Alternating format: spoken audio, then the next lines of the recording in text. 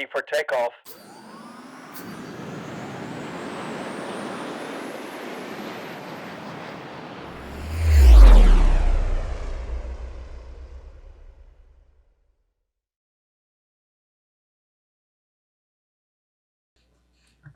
All right, let's get started. Now, I'm sure you've all heard of microservices, the hottest new architectural trend of the last decade, really. But what is a microservice? Well, I think we can infer from the name that they're like regular services but smaller. And we can infer from the hype around them that they are like regular services but better somehow. And as far as I'm aware, this is all the information about microservices anywhere on the internet. Not a single blog post, book, or think piece anywhere. So we are going to have to extrapolate ourselves. And I think we can conclude from those two pieces of information that smaller is better for microservices. But what is the optimal size for a microservice? Maybe each of your microservices should encapsulate a single concept. Or maybe if you're breaking apart a monolith, each of your models should be a microservice. Or maybe a single cross-cutting concern. Now, I'd like to put this to a vote, but I'm not going to because you'd all be wrong. Let's take a look at the data. If regular service-oriented architecture is good and microservices are better, well, any fool can draw a line between 2 points, and I am such a fool. So I assert that the optimal size for a microservice in Ruby is the single object. If you've got an object anywhere in Ruby, it should run on a remote machine. But let me be more concrete. Say you've got a class, and we've got an instance of that class, and I call a method on that instance. This method should run on a remote machine. This object should be a proxy object, no matter what it is. Folks, you may not like it, but this is what peak architecture looks like. I don't know how this is better than a regular service, but it must be, because microservices. And of course, our custom objects should be microservices, but this is Ruby. Everything's an object, and therefore everything should be a microservice. This array should be a microservice, this string should be a microservice, even these integers should run on a remote server. And to that terrible end, I give you this talk. Everything a microservice, the worst possible introduction to dRuby. Thank you. Now, because I have the moral compass of a Disney villain, I'm going to walk you through setting up your code to do exactly this, to make every single object run on a remote server. Let's take a look at our terrible, terrible goal. Every object, including ones created by Ruby, automatically running on remote servers. But to get that horrible end, we need to start small. We need some concept of a remote object. I want to somehow create an object, and then when I call a method on that object, have that method run remotely. Now, I could do this myself, maybe have that method issue HTTP requests and then deal with responses and have some server set up to run that object, but that sounds like a lot of work. And one thing you should know about me is that I am as lazy as I am irresponsible. And therefore, I'm going to try to use something built into Ruby. I would like to introduce you to dRuby. Now, dRuby is an interesting little API for creating and using remote objects. It's built into the Ruby standard library. Although if you want, there is a bonus external gem that goes with it that you can get by doing gem install dirb. And that just adds some features to the built-in version, but we're going to stick with the built-in version. Now, before I go and talk about how not to use dRuby, let's start out with the correct way to use it. So dRuby has 2 parts. It's a sort of a client-service architecture, or a client-server architecture. You've got some local script. Let's just say it's running on my laptop. And then we've got some remote script running on a server in the cloud somewhere. Well, in the remote script, first require dirb because dRuby is required by the standard Ruby standard library, but is not required by default. So you have to require it. Then we set up some class that is going to be a remote object. Next, call dirb.startService, and this will do what it says. This will start a dRuby service on whatever hostname and port you give it. Then we give it some object that's going to handle requests for this service on this port. And here we're just going to give an instance of remote server. Next, we call dirb.thread.join. This will block this script at this point so that it doesn't immediately exit. It will stay running and listening for incoming connections. Now on the local side, we again require dirb. Then we do dirbobject.new with URI.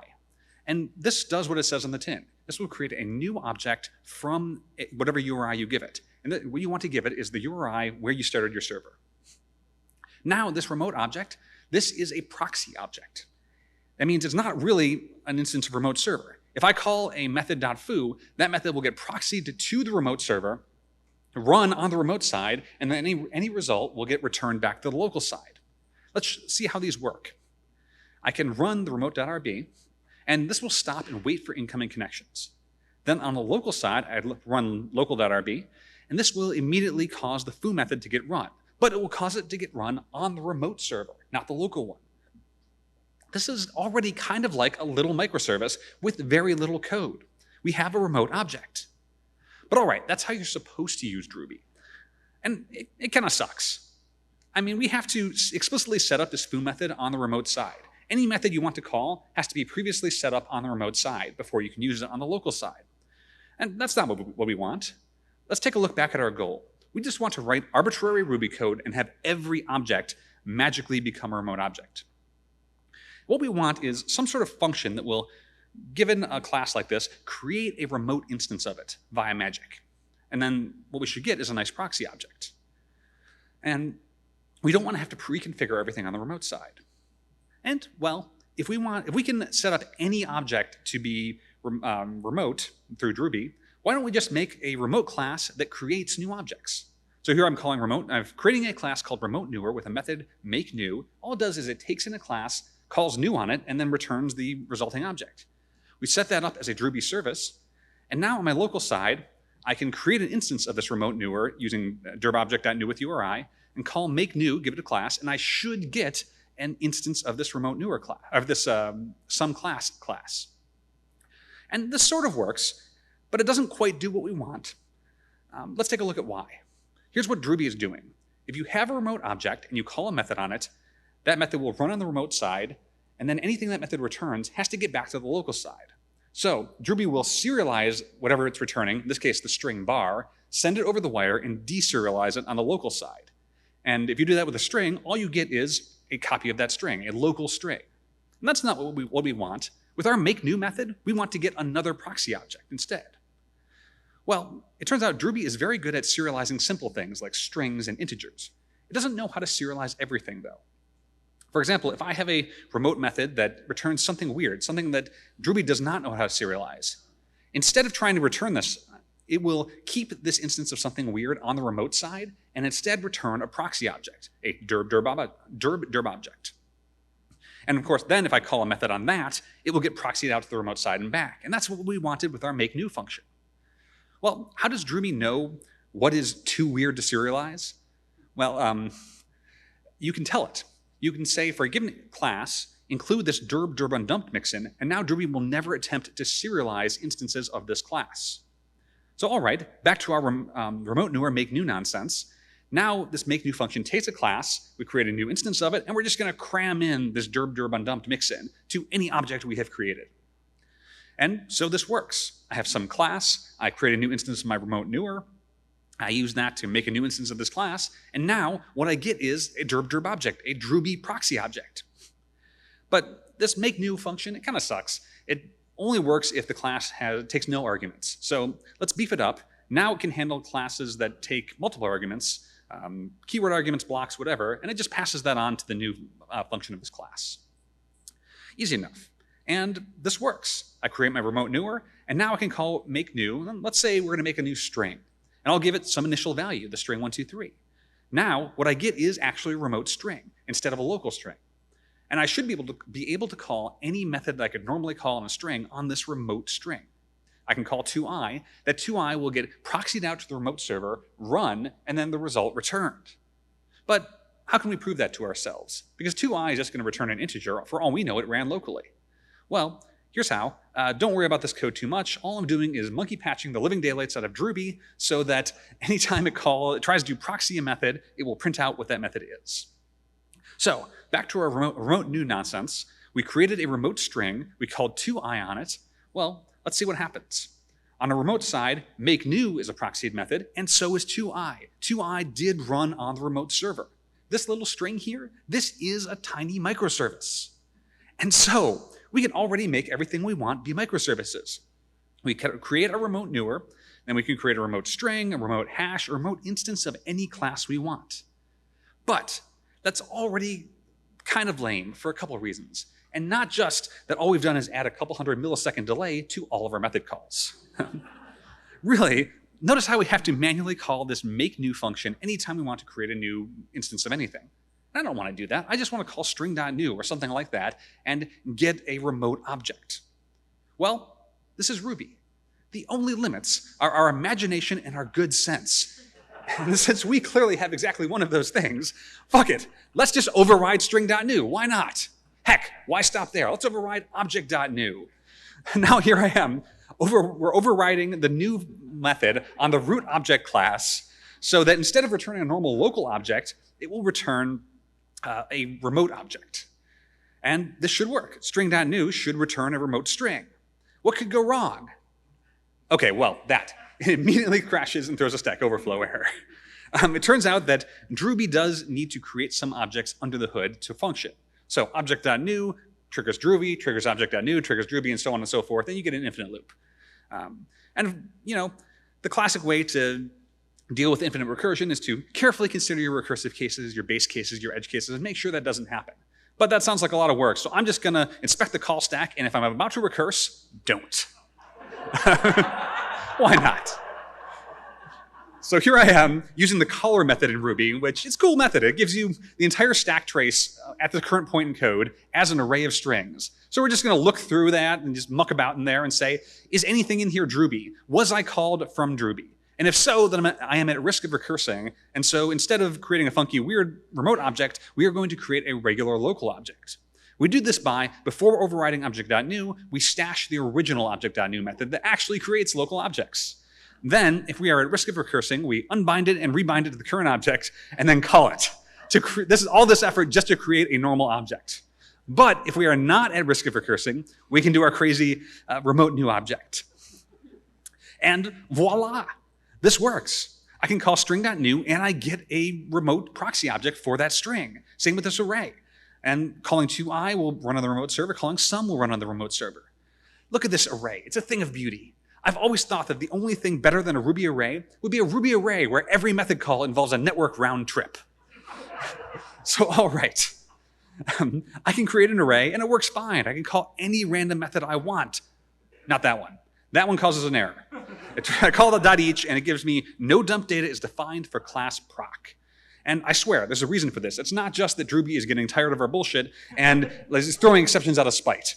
Really, it's because each takes a block. Now, let's take a look at what dRuby's doing under the hood to understand why that's a problem. If you have a remote object in dRuby and you call a method on it with an argument, dRuby needs to serialize this argument, send it to the remote side, and have the remote side handle it. To do that, it calls marshal.dump, which we'll look at in a minute, with that argument. If you call a method on a remote object that takes a block, well, a block is just a fancy kind of argument. And so dRuby will just try to dump that as a proc. Now, what is Marshal? Marshal's Ruby's built-in way of serializing arbitrary objects.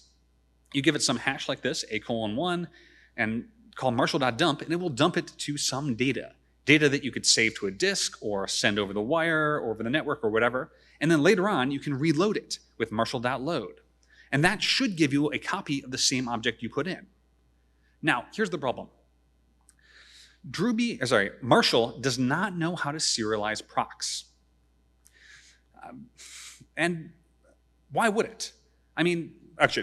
First, Marshal does not know how to serialize procs. The error you get is that same error we were seeing earlier. No dump data is defined for class proc. And really, why would Marshal know how to serialize a proc? Procs can reference any arbitrary Ruby code. They can reference variables outside of themselves, classes outside of themselves, methods, constants, globals, whatever. And so in order to serialize a proc, you would have to, serialize the entire program execution context somehow. So there's just no way to coherently serialize a block. So obviously, we are going to incoherently serialize one. Because it turns out you can totally tell Marshal how to serialize things it doesn't know how to serialize. You do this by defining a couple methods on the class of whatever instance you're trying to serialize. First, we have to define a dump method. And this method should serialize whatever proc is trying to be serialized. We're going to do this with a method called serialize block. We'll look at how that works in a second, but what it does is it's going to serialize the current proc into a string representing that proc, just as raw source code, basically. Some people can already see the implications of this.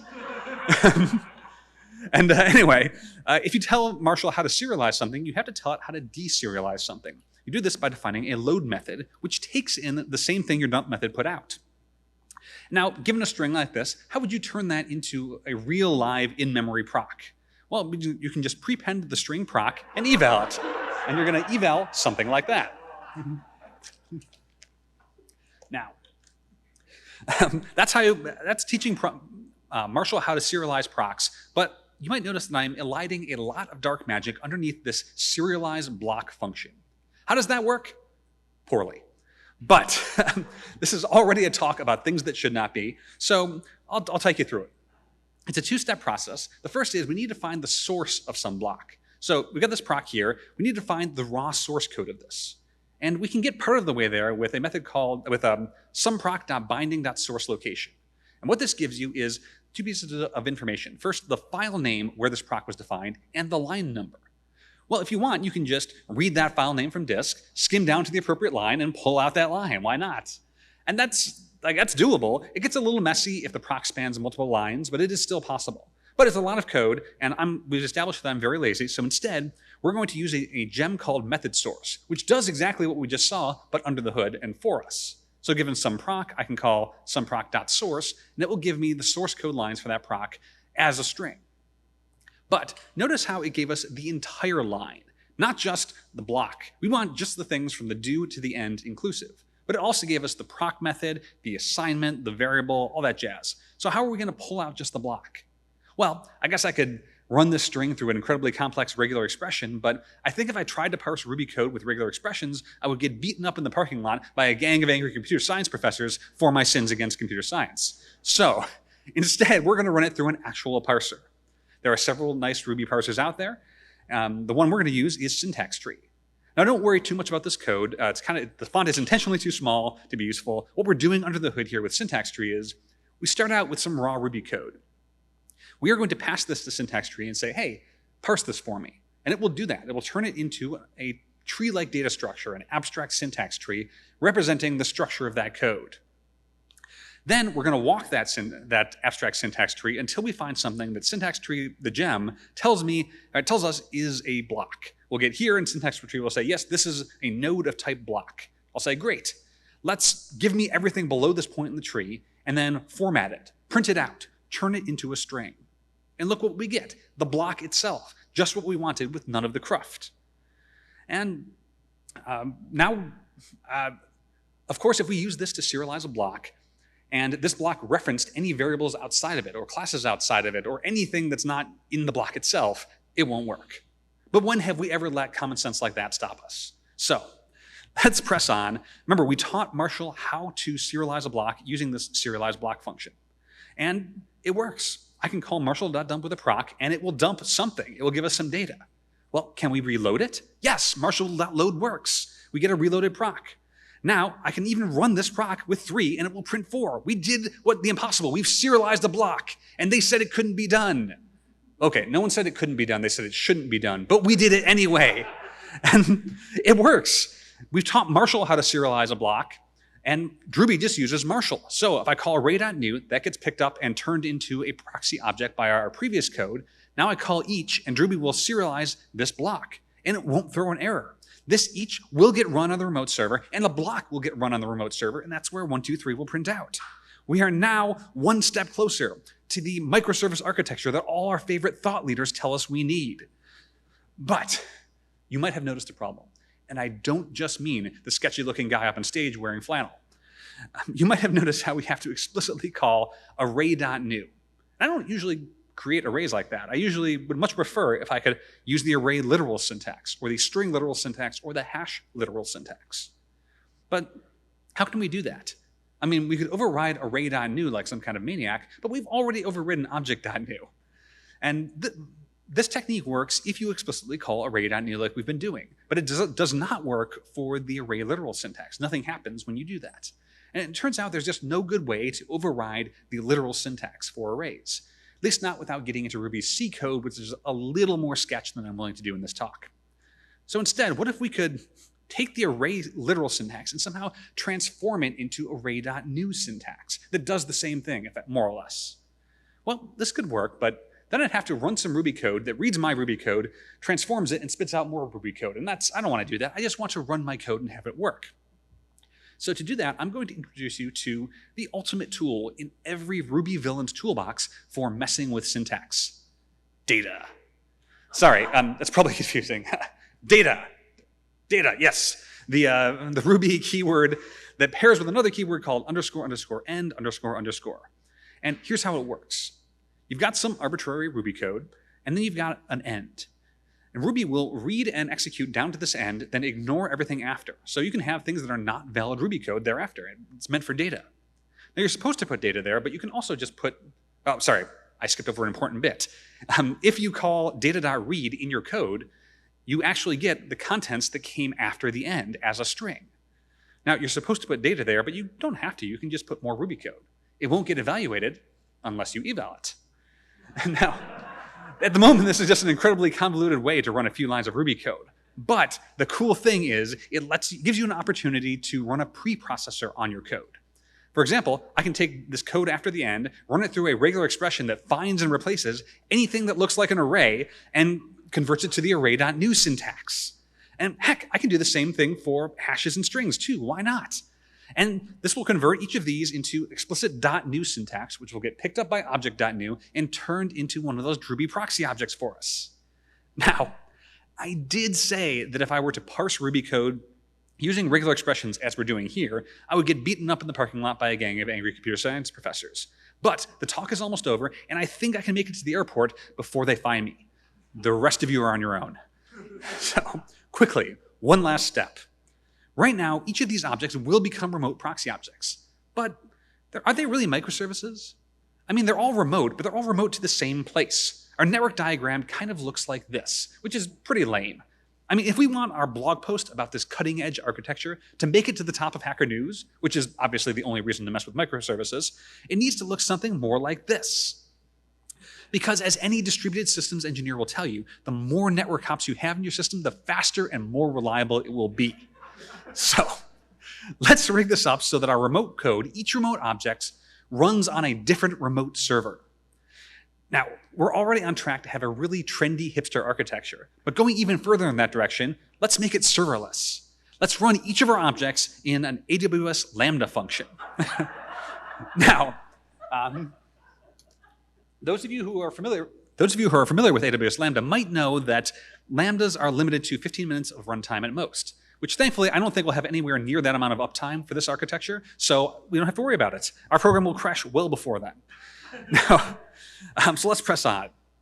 If you're not familiar with AWS Lambda, it's a cool service by Amazon Web Services. You give them a function definition, and they will run it for you whenever you ask. One time, 1,000 times, 1,000 times at once, and you don't have to worry about where it runs. You don't have to worry about EC2 boxes or Heroku dynos or any of that stuff. And of course, for the privilege, they will charge you a fraction of a cent per second that your Lambda is running. Cool. Anyway, the basic Lambda function definition looks like this.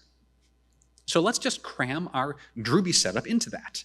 So I started Ruby service, and then I called derb.thread.join. So this Lambda handler, which is supposed to run for only a few seconds, will block and never complete and just listen for incoming connections forever. And AWS will charge me for the full 15 minutes before it times out. Now, a brief aside to those of you who really know your Lambdas, this isn't quite possible. Lambdas, they don't allow you to accept incoming connections.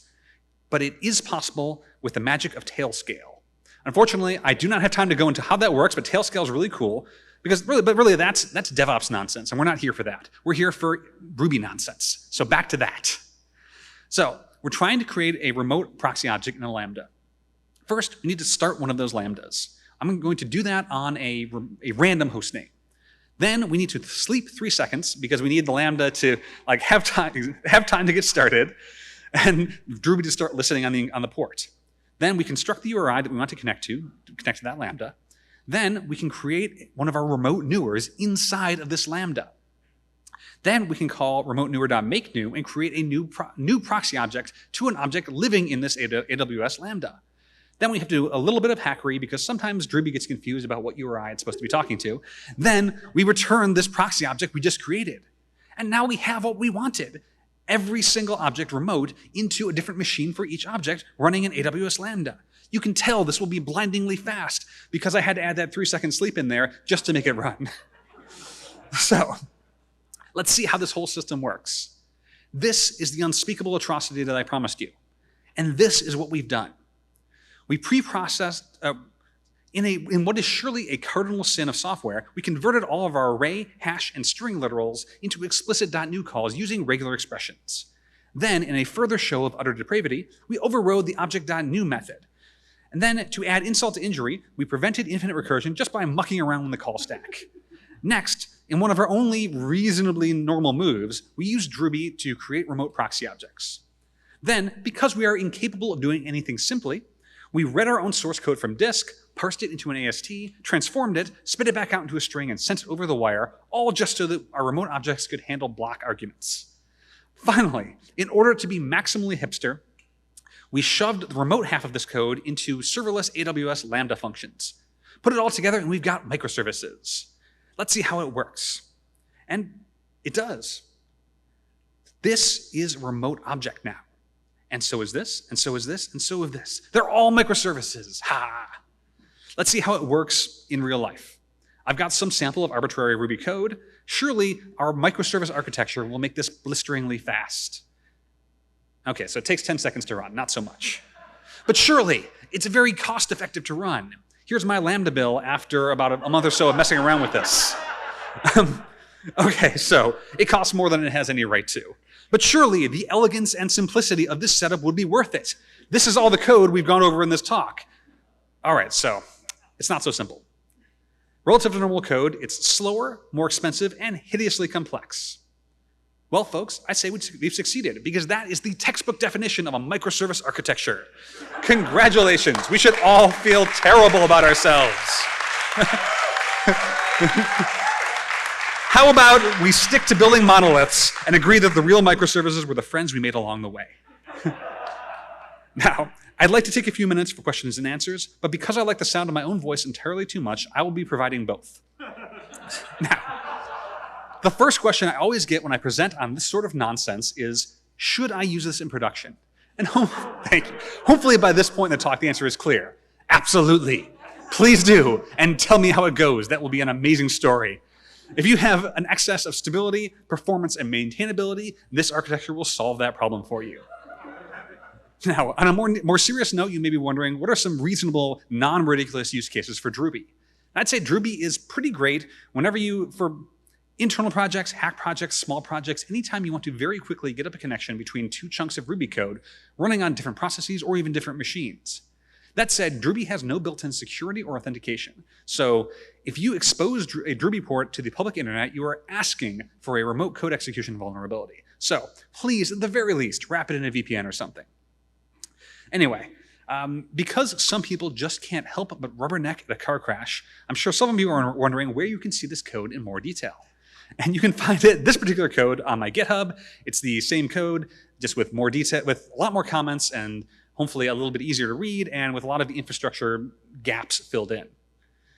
Now, at this point, I'm sure many of you are wondering, who in God's name are you? How did you get on stage? And how can we beef up RubyConf security so it doesn't happen again next year? Well, my name is Kevin Kuchta. You can find me at various places online. My Twitter handle is there, my personal website is there, and I've recently been spending more time on Mastodon, which you can see in the bottom right corner. Now, if you're tired of hearing me talk to myself and have a real question, feel free to hit me up after the talk. I'm always happy to chat, or catch me anytime, anywhere around the conference. And finally, I'm sure at least a couple of you are wondering, who in God's name would hire you, and how can I avoid ever working for them? And I would like to assure you in no uncertain terms that I get this sort of nonsense out of my system in my spare time so that when I go to log on to work, I write nice, reliable, boring code that, as far as I'm aware, none of my coworkers want to strangle me over. That said, I work for a company called Daybreak Health. We are a fully remote mental health company, and we provide therapy to teenagers. It is easily the most rewarding job I've ever worked at. We have literally saved people's lives in the time that I've been there. And I don't believe we have an open rec at this exact moment. That will certainly change. So next time you're looking for a job, feel free to reach out. I would be happy to chat about it. Feel free to check us out. I think we're pretty cool. And that's the talk. I hope you enjoyed it. I hope you enjoyed the rest of the conference. Thank you.